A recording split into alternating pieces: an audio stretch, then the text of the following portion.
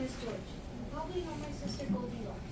She really wanted to come today, but unfortunately she came. On behalf of her, I'll be reading her note to you. Hello, my name is Goldilocks. You probably know me from my famous book, Goldilocks and the Three Bears. Or you see me at county prison. County prison, you say? Yes, I'm at the county prison. Those ignorant bears press charges on me, and I'm here for 6 to 8 years without any chance of parole. So even though I'm Goldilocks, famous jailbird, I still have time in between making license plates and lifting weights until my fascinating tale. You know, I seem to have a bad rap from that story. According to those 3 dumb bears, I, number 1, broke into their house, number 2, ate their stinking porridge, number 3, sat on the chairs and broke one of them, and number 4, slept in the little bear's bed. Can you believe that? Bears aren't even very forgiving these days. People used to be able to get away with murder and nobody cared. I'll explain the entire situation to you. It goes something like this. You see, it was a warm, sunny fall day. I was walking in the woods going to the bear's house. The bear family and I have a very long history. We've been acquainted for years. Papa and Mama Bear and I were the members of the Forest Watch organization. It seemed that Mama Bear had gone on a charging spree by furniture, porridge, and honey. Since I was the treasurer of the club, they figured I could help them with their family financial difficulties. I was walking to their house to straighten everything out and help them develop a credit repayment plan. I had never been to their house before, so I didn't know what to expect. When I arrived, I checked my watch. They had said to meet at 10 a.m. My watch said 10:05 a.m. Since the door was open, I walked inside. Hello! I shouted. No one responded to my call. By this time, I was really disgusted. Here I was on a beautiful sunny day, wasting my valuable time at someone's empty house. I had walked 4 miles to be greeted by an empty home. My back and feet were killing me from all the walking. My new Nikes just weren't doing the job. Just then, I smelled something. I can't really describe the aroma. I walk into the next room, and on the table sat 3 perfectly good pulls of porridge. Or so I thought. All of a sudden, my stomach started growling.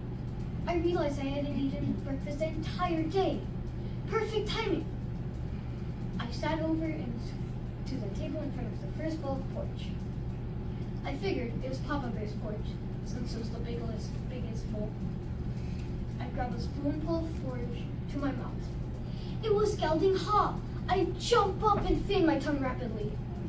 After my poor burnt tongue managed to cool down, I decided to try Mama Bear's porridge. Guess what? It was freezing cold. Since it was so disgusting, I decided to spit it out and try the next bowl of porridge. I figured it was Baby Bear's porridge since it was the littlest bowl. I grabbed a spoon to my mouth, and that porridge was the best porridge I've had in my entire life. I licked the bowl clean. Next, I felt like I had to get into a comfortable chair because, like I said before, my back was aching. I walked into the living room and there I see 3 chairs. I sat in the first chair I see and it wasn't very comfortable at all. It was hard as rock. It must have not been a lazy boy. I bounced off it and decided to try the next chair. I gingerly sat down and just let sink in it. It was too soft for me. I wiggled and squirmed out of the pillowy chair and saw a smaller chair in the corner. I sauntered over to it and sat down. It was perfect. Not too hard and not too soft. I'd sat in it for about 5 minutes when the seat started to shake. It was like an earthquake had hit the forest. All of a sudden, the bottom went out from under me and I crashed to the floor. The chair was broken. I felt terribly sorry for a minute and then thought, oh well, it was an ugly chair anyway. I was getting really impatient by now. Where in the world were those bears? It was 2 p.m. already. Oh well, I thought.